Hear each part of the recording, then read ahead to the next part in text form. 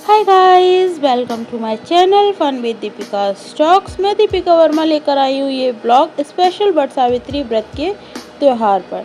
मैं आपको बताऊंगी इस ब्लॉग में कि शादीशुदा महिलाएं क्यों करती हैं वट सावित्री व्रत की पूजा। तो गाइस, सबसे पहले तो मेरे चैनल को सब्सक्राइब कर लीजिएगा और मेरे ब्लॉग को एंड तक ज़रूर देखिएगा, क्योंकि साथ ही साथ मैं इस ब्लॉग में बताने वाली हूँ वट सावित्री व्रत की कथा।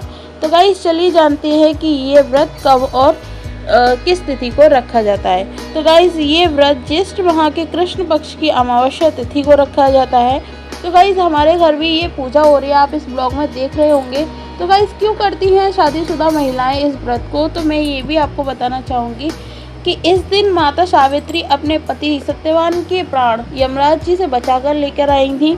तो इसीलिए हर सुहागन औरत यानी कि शादीशुदा लेडीज़ें इस व्रत को रखती हैं और अपने पति की दीर्घायु होने की कामना करती हैं। तो गाइज़, मैं इस ब्लॉग में ये भी बताने वाली हूँ कि ये व्रत कथा क्या है। तो गाइज़, सबसे पहले तो मैं आपको बता देती हूँ कि सावित्री के पति, जिनका नाम था सत्यवान, वो लोग एक गरीब ब्राह्मण थे जो कि है ना खेती बाड़ी करते थे।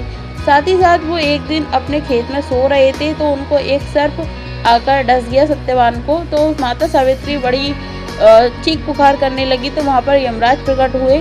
तो यमराज जी बोले कि हे माता, मैं आपके पति के है ना प्राण लेकर जा रहा हूँ। तो उन्होंने विनती करी कि मेरे पति के प्राण मत लेकर जाइए, आप मुझे ले जाइए, मेरे पति को छोड़ दीजिए। तो बोले कि नहीं माता, ऐसा नहीं होता है। तो इसी के साथ में जब वो उनके प्राण लेकर चलने लगे तो माता सावित्री भी उनके पीछे पीछे चलने लगी। जब उन्होंने यमराज ने देखा कि माता सावित्री अभी भी नहीं रुकी हैं, तो उन्होंने कहा कि हे माता, आप मुझसे कोई वरदान मांगिए, मैं आपको वरदान दूंगा। तो माता कुछ सोच कर बोलती है कि हे यमराज, मेरे जो सास ससुर हैं जो कि अंधे हैं, उनको आंखें दे दीजिए। तो वो यमराज बोलते हैं तथास्तु। इसी के साथ साथ यमराज भी आगे चलने लगते हैं और उसके साथ ही सावित्री माता भी पीछे चलने लगती हैं। तो यमराज फिर लौट कर देखते हैं कि अभी भी माता उनके पीछे ही आ रही है। तो बोलते हैं हे देवी, आप लौट जाइए। बोलते कि नहीं, मैं नहीं लौटूंगी। तो बोलते ये एक और वरदान मैं आपको देता हूँ, मांगिए, क्या आपको मांगना है।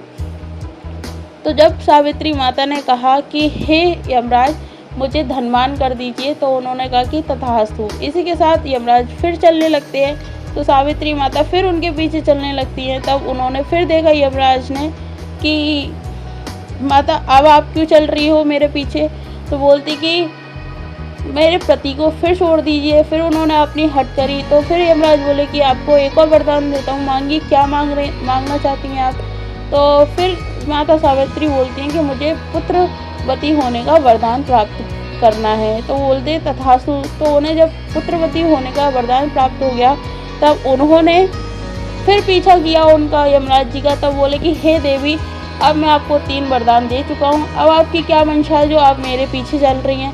तो बोलते कि आपने तो मुझे है ना पुत्रवती होने का वरदान दे दिया, मगर आप मेरे पति के प्राण लिए जा रहे हैं, तो ये फल मैं कैसे पाऊँगी।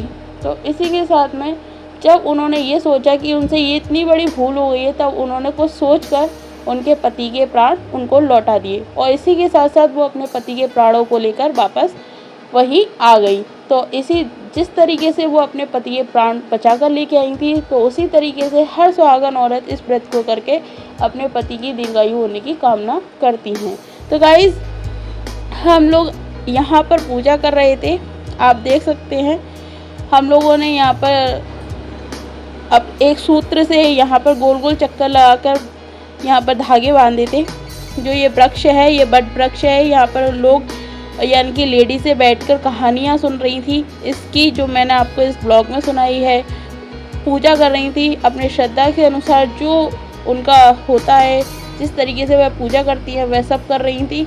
आप देख सकते हैं कि काफ़ी सारी यहाँ पर लेडीज़ें आई हुई थी इस ब्लॉग के अंदर। और अगर आपको ये ब्लॉग मेरा अच्छा लगा और इसी तरीके से आपको और भी व्रत कथा जाननी हो, तो मुझे कमेंट सेक्शन में ज़रूर बताइएगा, मैं ऐसे ब्लॉग्स ज़रूर लेके आऊँगी। तो गाइज़, मेरी इस वीडियो को शेयर कीजिए, लाइक कीजिए एंड कमेंट कीजिएगा और मेरे चैनल को सब्सक्राइब करना बिल्कुल ना भूलें।